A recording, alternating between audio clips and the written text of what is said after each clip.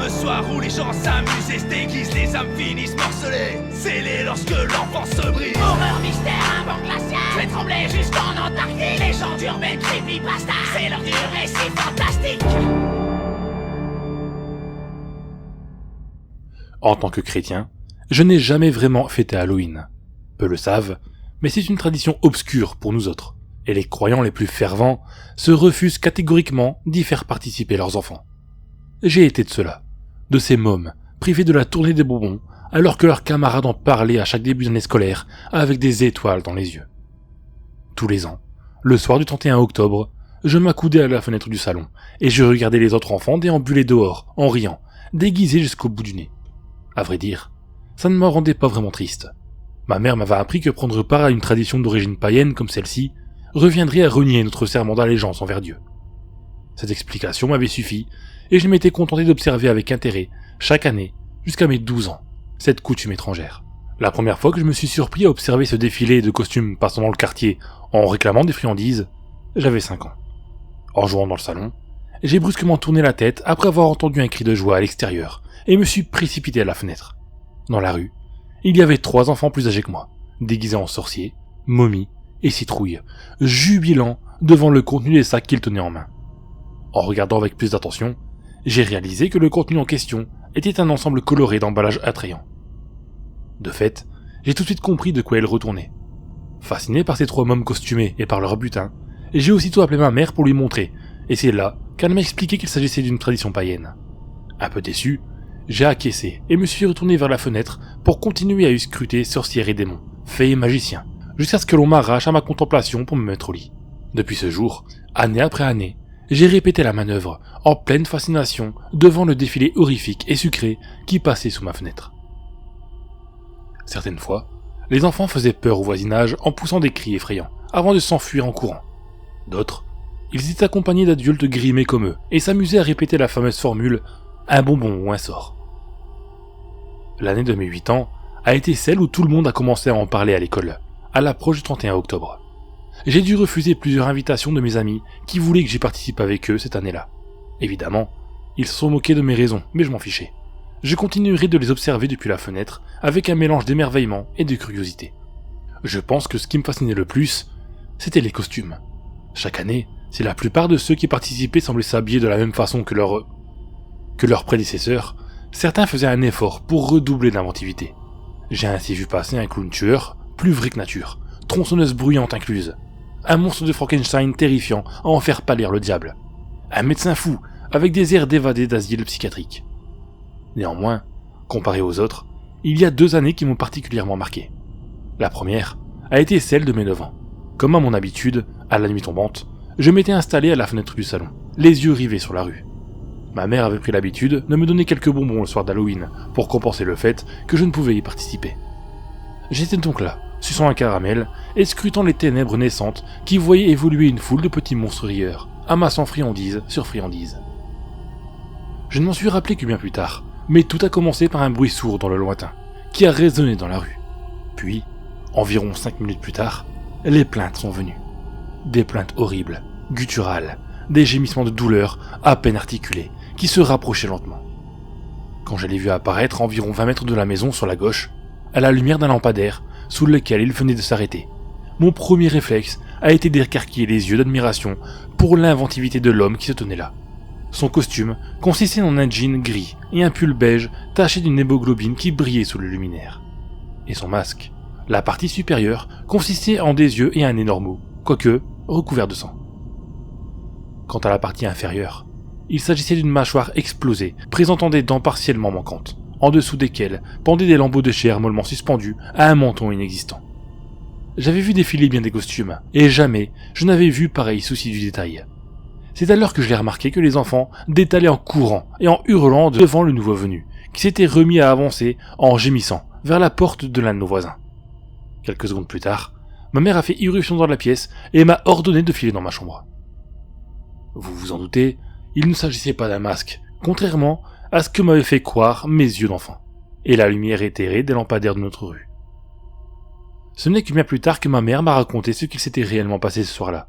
À une rue de chez nous, un homme avait tenté de mettre fin à ses jours d'une balle sous le menton, mais avait raté son coup et s'était explosé la mâchoire.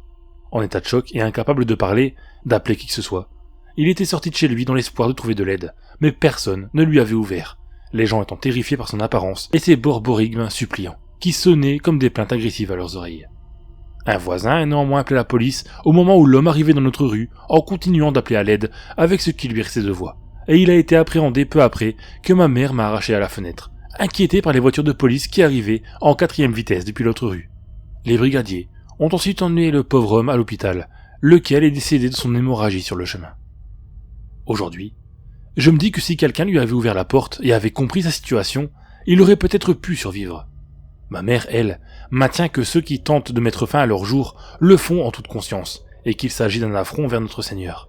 Elle pense que sa mort était inévitable dès le moment où il avait appuyé sur la détente. Je la trouve dure, même après tant d'années. Elle refuse peut-être d'admettre que c'est aussi un peu de notre faute, dans le fond. Le deuxième événement, lui, est survenu lorsque j'avais 12 ans. À vrai dire, le précédent ne m'avait pas secoué plus que ça. À cet âge, j'étais encore trop jeune pour comprendre ce qui s'était réellement passé, et ma mère ne m'en avait avisé que quelques années plus tard.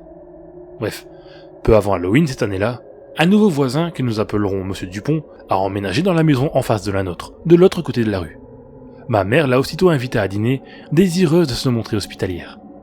Monsieur Dupont était un homme d'une 40aine d'années, dont nous avons appris ce soir-là qu'il avait décidé de déménager après un divorce difficile. Malgré tout, il était drôle, et sa moustache grisonnante lui donnait un air de papa gâteau. Ma mère et moi l'avions apprécié, pour être honnête. Voici ce qui nous ramène à ce fameux soir du 31 octobre, de mes 12 ans. La nuit commença à tomber, et les enfants à sortir de chez eux en riant et criant de joie. Depuis ma fenêtre, j'avais une vue directe sur la maison de Monsieur Dupont. Il l'avait allègrement décorée pour l'occasion. Une guirlande, citrouilles sculptées, même un automate de la faucheuse, tout y était. Il avait vraiment fait les choses en grand. Dans tous les cas, comme à chaque Halloween, j'étais satisfait. Les enfants allaient et venaient dans leurs costumes, redoublant d'inventivité ou de sobriété.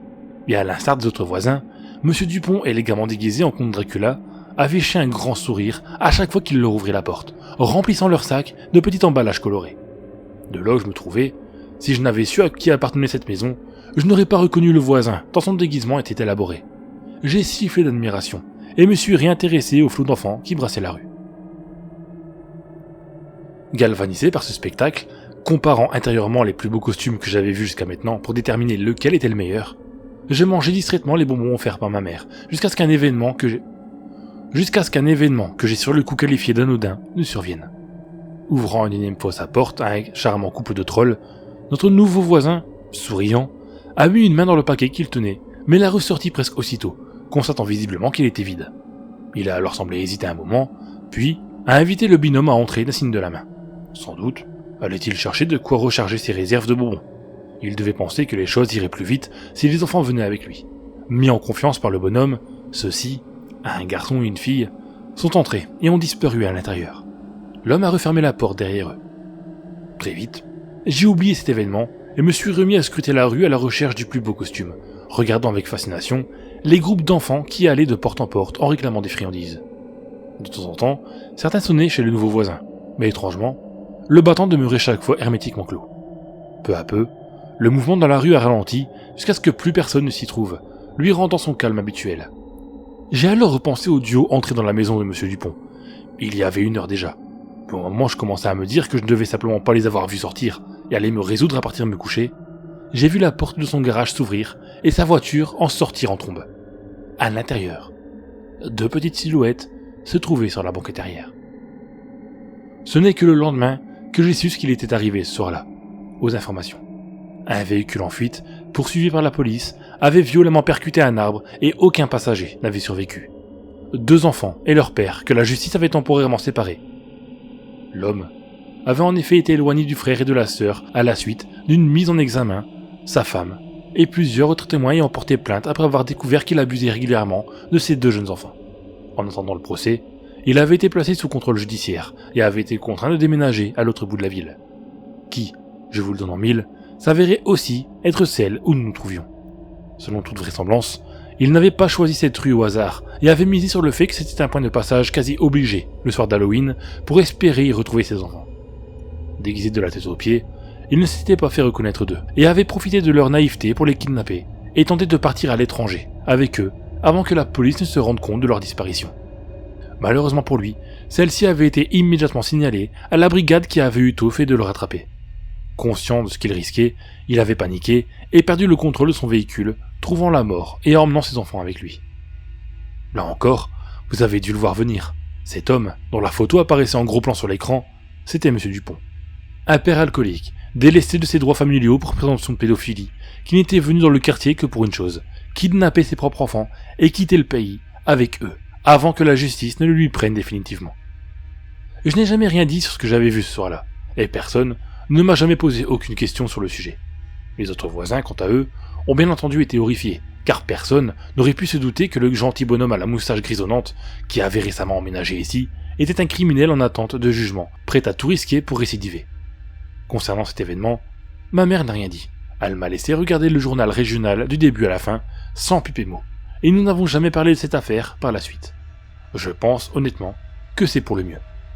Quoi qu'il en fût, ça a été le dernier Halloween que j'ai observé.